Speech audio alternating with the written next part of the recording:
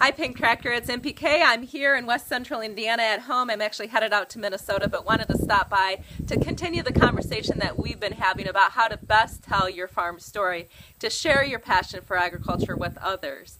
And the third step is really where we're at, and that's being able to translate agriculture, answering the why does your farm matter? Why does agriculture matter?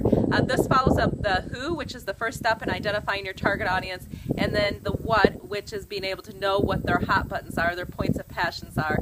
And in order to be able to speak the same language, you have to go through those steps, because otherwise you won't know exactly who you're speaking to, or most importantly, what's really critical to them. So I'd encourage you to go back and listen to those segments if you haven't. I liken being able to translate agriculture to speaking the same language. If somebody is speaking German to you and you have not a clue what they're saying, you're likely to simply say, Gesundheit.